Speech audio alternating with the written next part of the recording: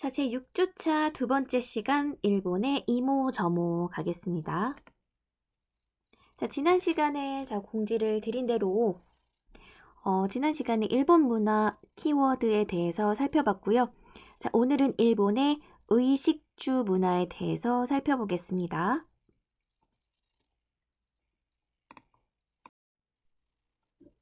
자, 먼저 일본의 의복 문화에 대해서 살펴볼게요. 자, 시대에 따른 일본 의복의 변천에 대해서 간략히 보면, 자, 고대 일본의 야요이 시대에는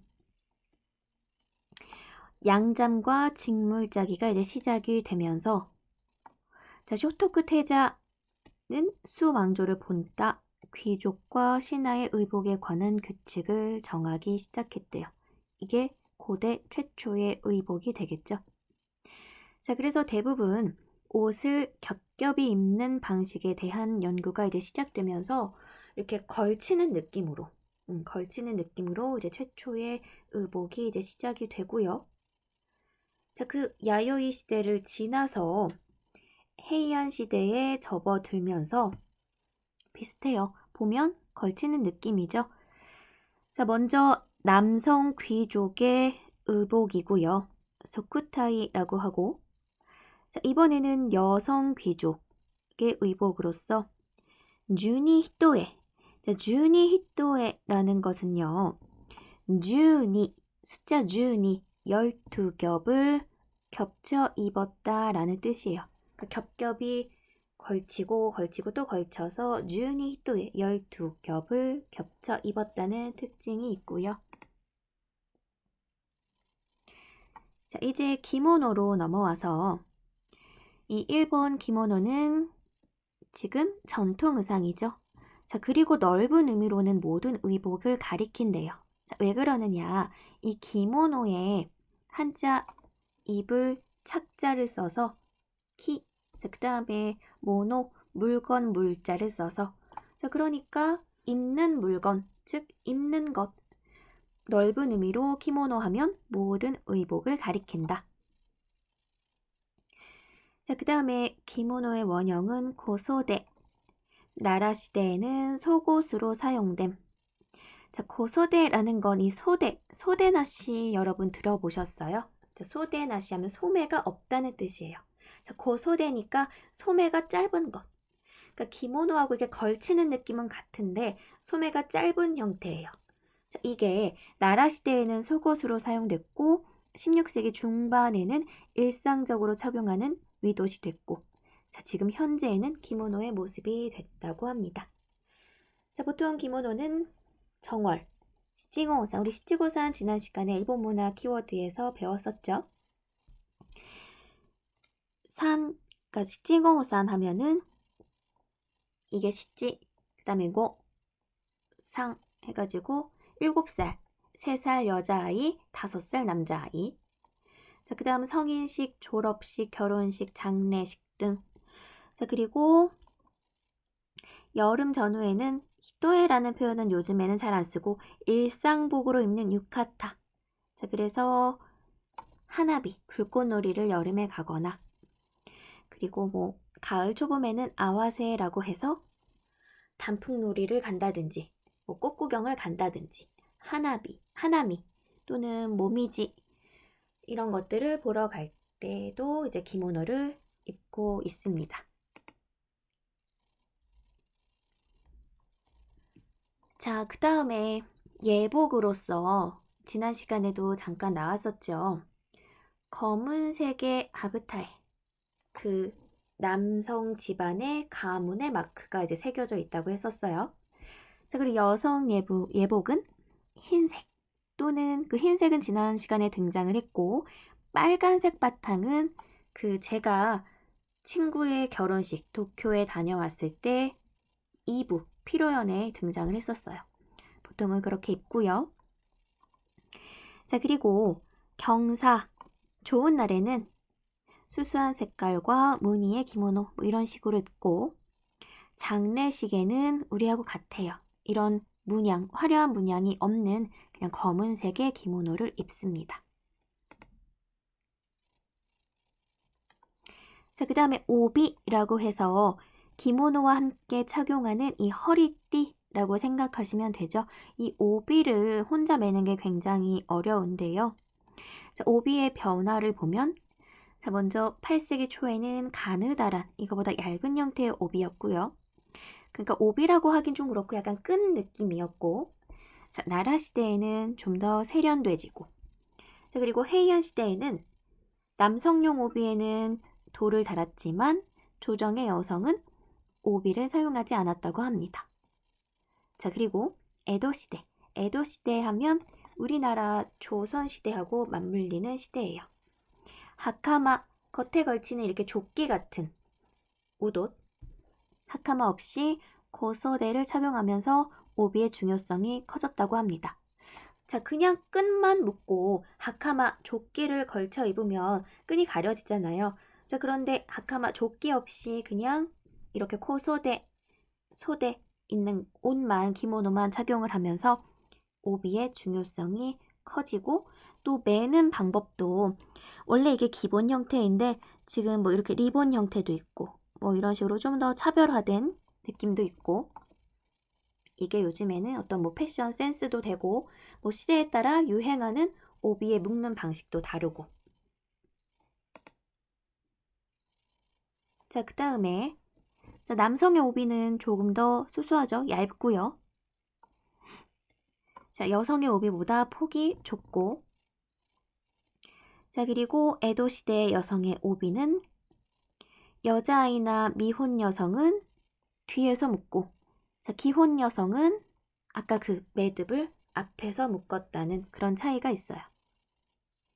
자, 그리고 지금 현대 시대의 여성의 오비는 자, 미혼, 기혼 불문하고 뒤쪽에서만 묶어요. 자, 사각 형태 말고도 리본 형태도 있고 여러 가지 형태가 있습니다.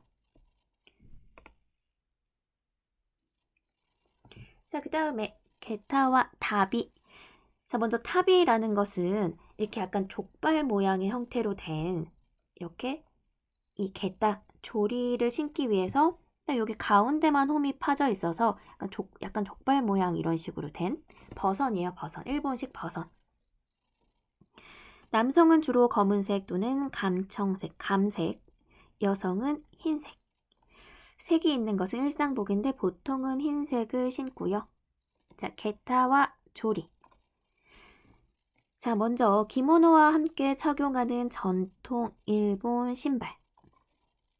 자, 이게 바로 게타가 되겠죠. 약간 나무 느낌, 나막신 느낌이고요. 조리는 나무는 아니고요. 자, 이런 식으로 약간 가죽으로 되어 있어요. 자, 보통 목재로 만들어진 게 게타. 그 다음에 발바닥에 돌출된 두 개의 부분을 하라고 하는데 조리에는 없어요. 조리는 슬리퍼처럼 바닥면이 평평하고요. 게타는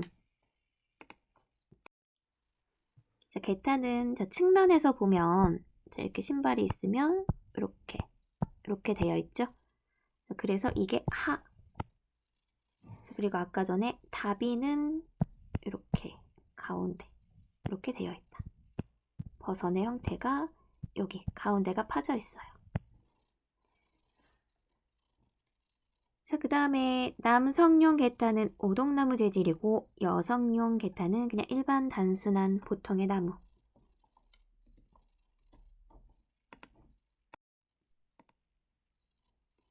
자, 이번에는 식사 문화 넘어가 볼게요. 자, 먼저 일본의 식사 습관은 조식과 석식 2회로 원래 구분을 했었어요. 점심은 안 먹었었다고 하고, 자, 메이지 시대 이후가 되면서 서양 문물이 들어오기 시작하면서 하루 3회로 정착됐다고 합니다. 자, 그 다음에 식사 용구 보면 상류 계급은 다리가 달린 밥상, 그러니까 1인용 반상, 밥상을 사용을 하고, 자, 일반 가정에서는 개개인에게 정해진 네모난 상을 사용한다. 네모난 상이라기보다는 이렇게 쟁반, 소반 느낌의 상을 사용을 하고요.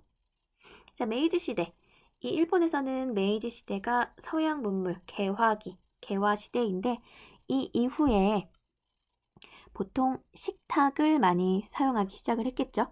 서양 문물이 들어오면서. 자, 그래서 전통적인 일본의 아침 식사 보면 실제로 이렇게 먹어요.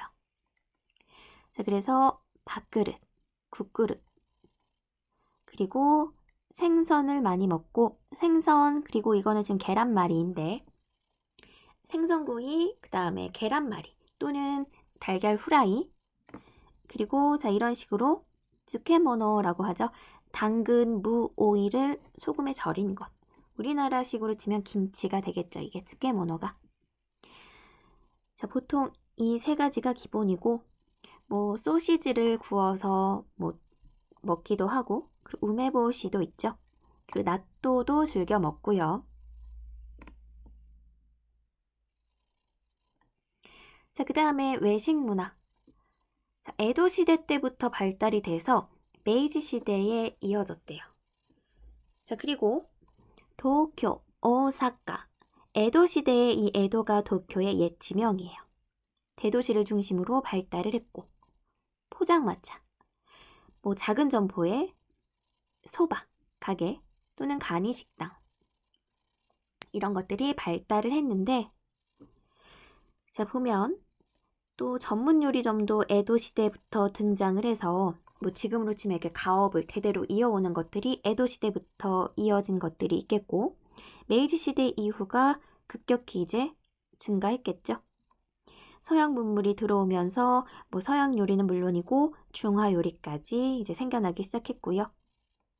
또 1920년대에 대중음식점이 급격하게 많이 생겨나고 런치라는 용어가 쓰이기 시작했대요. 우리보다 빠르죠? 자, 그리고 에키벤이라는 것도 인기예요. 에키 할 때 이 에키는 역이고 벤은 벤또 할 때 그 벤이에요. 에키벤, 역에서 파는 도시락이 인기가 있고. 자, 그래서 참고로 말씀을 드리면 이 에도 시대 때부터 외식 문화도 발달을 했고 지금으로 치면 그 패스트푸드도 외식 문화 일종으로 볼 수가 있겠죠. 그게 바로 에도 시대 때부터 발달을 했어요. 당시에는 패스트푸드라는 말은 없었지만 어떤 것이 패스트푸드였느냐.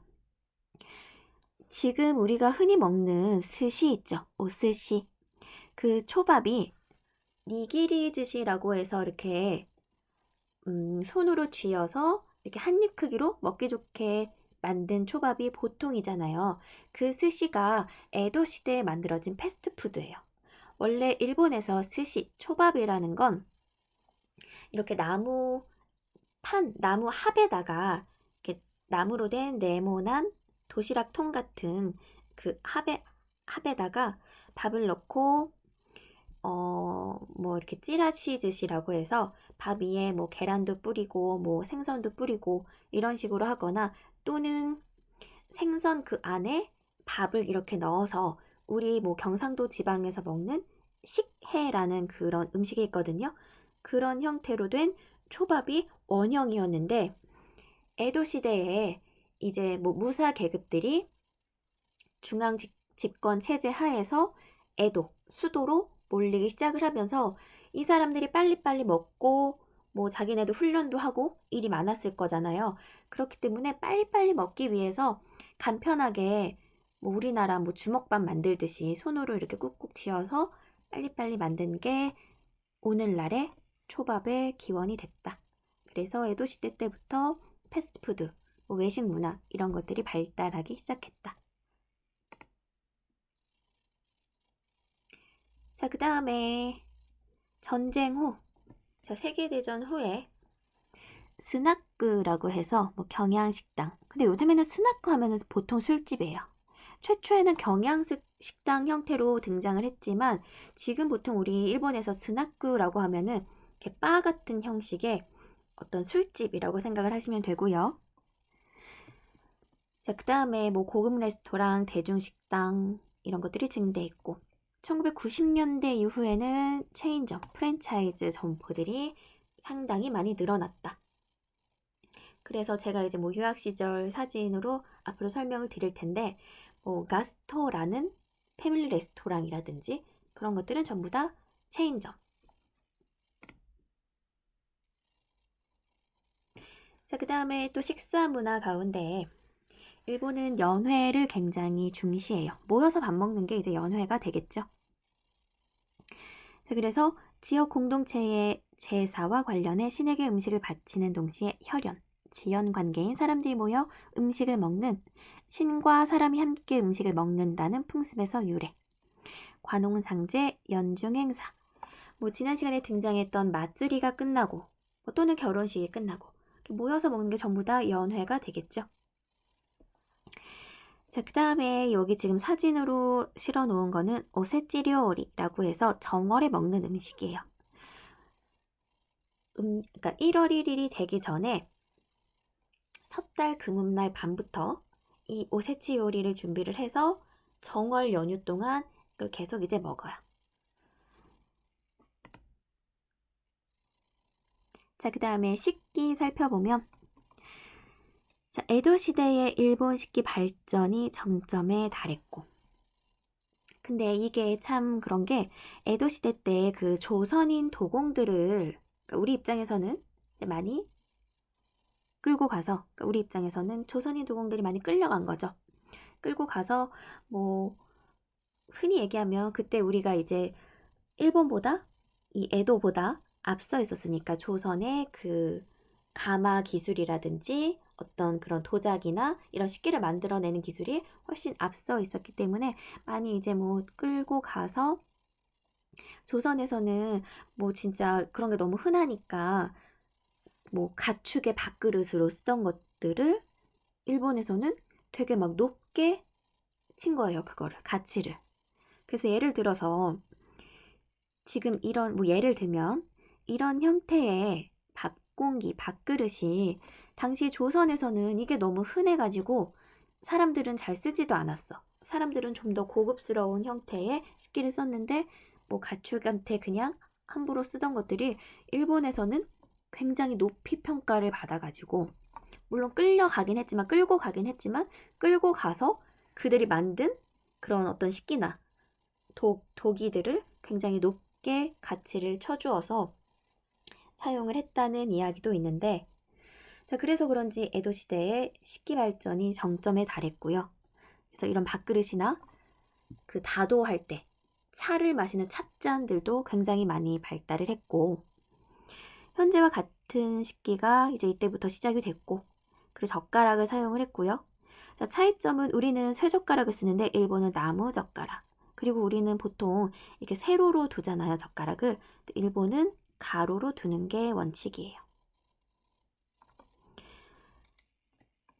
자, 그 다음에 뭐 이런 것들은 당연한 이야기들이고. 자, 일본의 주거 문화 넘어가 볼게요.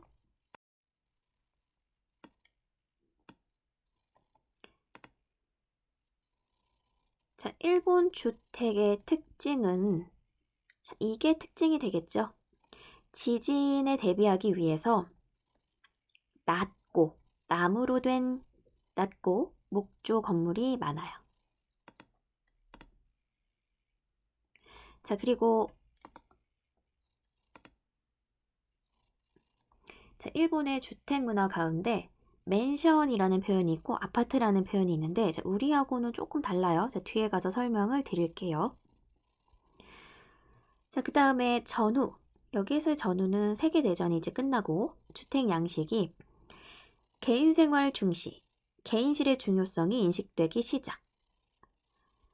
자, 그래서요. 제가 이제 일본 유학을 할 때 굉장히 좋았던 것 중에 하나가 우리나라에서는 보통 기숙사 하면 뭐 2인 1실 이런 것들이 많잖아요.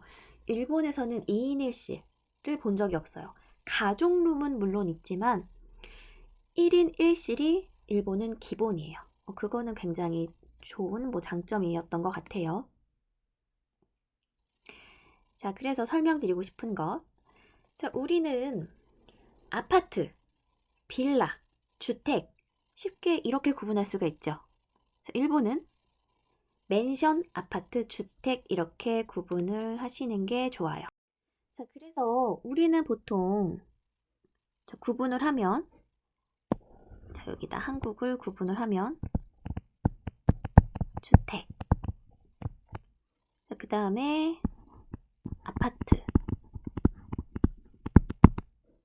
빌라, 빌라 또는 뭐 연립 뭐 이런 것들 있잖아요.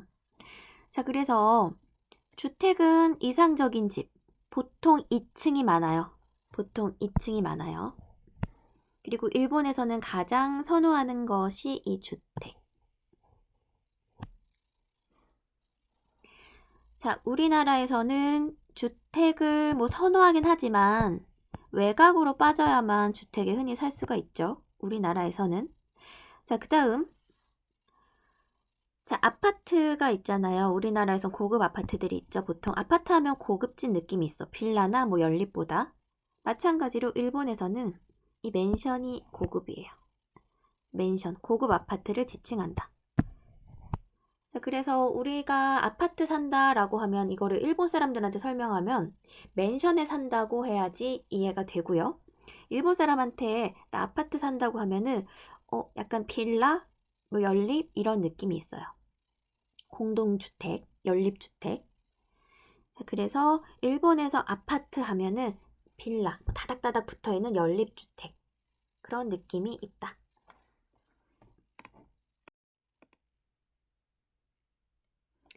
자, 다음. 자, 일본인들의 평균 편도 통근 시간이 72분이래요. 우리도 비슷하죠. 우리도 서울이 워낙 집값이 비싸다 보니까 보통 1시간에서 1시간 반 정도 걸리는 뭐 지하철을 타고 통근을 하기도 하죠. 자, 그 다음. 일본인의 마이홈에 대한 집착. 자, 전후 일본에서 1세대 1주택 정책이 일관적으로 추진되어 왔기 때문에 일본인들에게 집을 갖는다는 건 인생의 커다란 의미 중 하나가 됐어요.